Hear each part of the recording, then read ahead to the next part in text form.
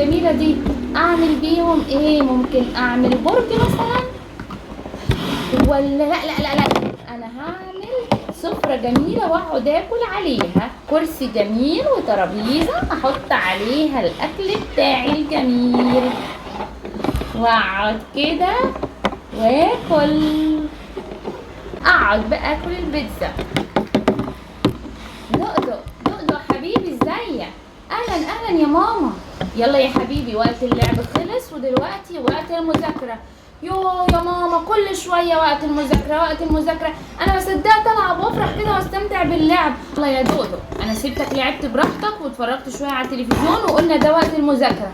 يا ماما بصي انا اصلا عملت ايه بالمكعبات؟ عملت ترابيزه جميله وحطيت عليها الاكل وعملت كرسي عشان اقعد اكل عليه، واللعب حلو قوي، انا بحب العب مش بحب كل شويه اذاكر، والمواد دي اصلا رخمه وانا مش بعرف اعمل حاجه. بصي بقى يا ماما انا مش هذاكر دلوقتي، يعني مش هذاكر. دقدق انا قلت هنذاكر وده وقت المذاكره، يلا بعد كل شويه هذاكر. يا نهار ابيض، العابي باظت واتكسرت. العابي باظت. دودو ما تزعلش، العابي اتكسرت وباظت. انا متعصب كده وبحدف وبعمل ايدي كده، جت على العابي واتكسرت وباظت، كمان انا زهقت فيها ووقعت.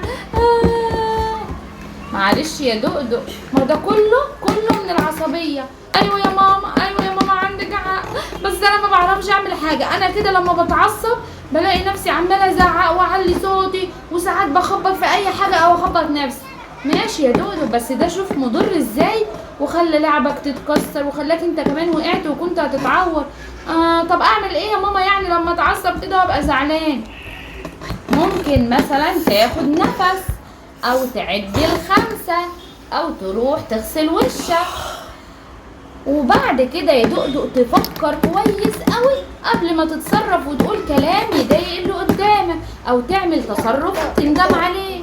صح يا ماما عندك حق، بس انا ببقى متضايق وببقى عاوز اعمل حاجات وانت بتقولي لي حاجات تانية. يا دقدق انت في الوقت ده تفكر كويس وتعبر عن اللي جواك ونوصل لحل ونتكلم مع بعض، مش نقعد نتعصب ونزعق ونحدف الحاجة. صح يا ماما عندك حق، انا اسف. شكرا يا ماما انك بتستحمليني وبتعلميني الحاجات الحلوه دي. انت ابن حبيبي وكلنا بنغلط وبنتعلم، بس اهم حاجه ان احنا نتعلم وما نكررش غلطنا ده يا دقدق. عندك حق يا ماما. طيب يلا بينا علشان نذاكر يوم مذاكره تاني. ها يا دقدق هنتعصب برضو؟ لا ثواني هاخد نفس وهعد 10. 1 2 3 4 5 6 7 8 9 10، واستغفر ربنا، استغفر الله. بعد كده هفكر كويس، فعلا العصبية والزعيق مضرين ومش كويسين وهيخلوا ماما زعلانة. طيب اعبر عن اللي جوايا. طيب يا ماما هو انا ينفع العب شوية؟ يا دودو ده وقت المذاكرة، هنذاكر وبعد كده اوعدك هنلعب بعد ما نخلص. ماشي يا ماما اتفقنا، يلا بينا.